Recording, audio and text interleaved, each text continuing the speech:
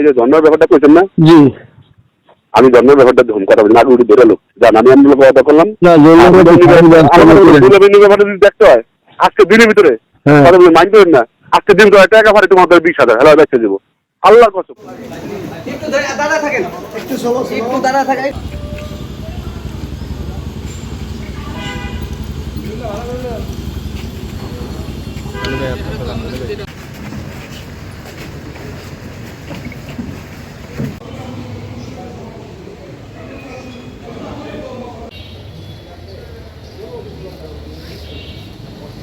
বাইকে যাবেন না দাদা, উনি শাকিল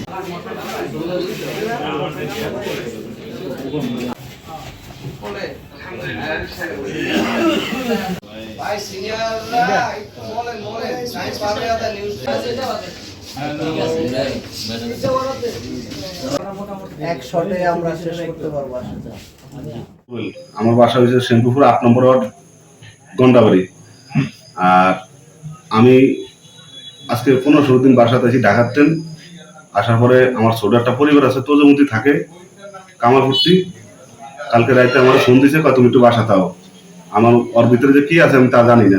আমি বাসা দিয়েছি, যাওয়ার পরে ফরিদ আর রাসেল ছিল, কিন্তু অবলাগে আরো লোক ছিল 5-6 জন। 5-6 জন পরে আমি যাওয়ার পরেই ভাত করে খাইতে বসি, ভাত খাইতেও দেন আমারে, খালি 8টা দোয়ে আমারে কথা হতে ছাড়ে আমার মায়ের স্টাফ মারার লগে আমার বলতে যায় তোর বউ ভাত খেবো না, তুই 4 লাখ টাকা এখন এই মুহূর্তে এনে দিবি।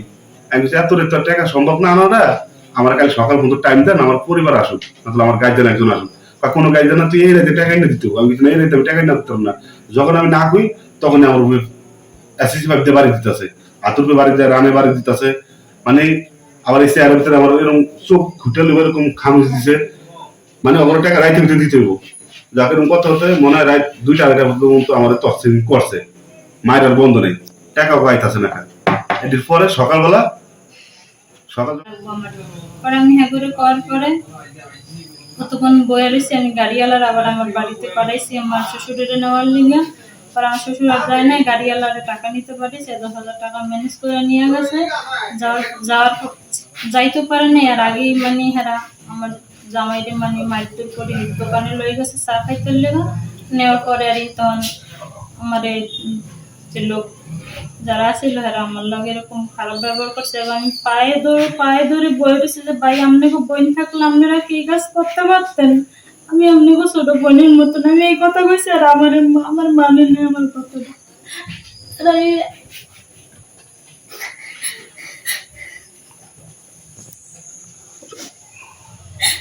লোকটা এই যে এইটা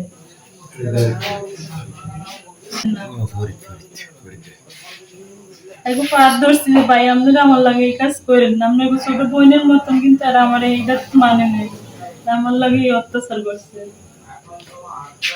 দোকানে পাঠাই দিছে, লোক লই পাঠাই দেওয়ার পর এরা দরজা লাগাই দিয়েছে। দরজা লাগাই দিয়ে এরা ওই সামনে রুমে ছিল 2-3 জন ছিল, এরা এদিকে আইনে। আর 2জন আমার একজনে চাইতে ধরে রাখছে মুখ চাইতে, আর একজন আমার লাগে শারীরিক সম্পর্ক করছে।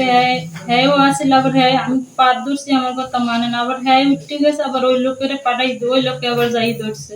পরে আমি কইছি যে আপনাকে ছোট বোন যদি থাকতো আপনারা এই কাজ করতে পারতেন, কয় আমার এটা করলে তোমার জামাইটা আমরা সাইডে দেবো। পরে এই বিদায় পরে আবার হ্যাঁ পাশের বাড়ির ভিতরে লোক আসছিল, এরা যখন জানছে এই ঘটনাটা, দেখছে মহিলারা দরজার জানলা দিয়ে। কিন্তু আমি আত্মহত্যা করতে চাইছি, কিন্তু আমি যে জীবনে ছোটতে বড়াইছি কোনো সময় এরকম ঘটনা হয়নি। এই জায়গায় যাওয়ার পরে এই ঘটনা হয়েছে, কিন্তু একটা নারীর কাছে সবচেয়ে সম্বলই দেয়, কিন্তু আমার এটা হওয়ার পরে জন্মের ব্যাপারটা কইছেন না? জি। আমি জন্মের ব্যাপারটা ধুম কথা বলি না, উঠে ধরে লোক জান আমি আমি কথা করলাম না ব্যাপারটা যদি দেখতে হয় আজকে দিনের ভিতরে কথা বলে মাইন্ড করেন না, আজকে দিন করে টাকা ভাড়া তোমাদের 20,000 হেলা দেখতে দেবো আল্লাহর কসম।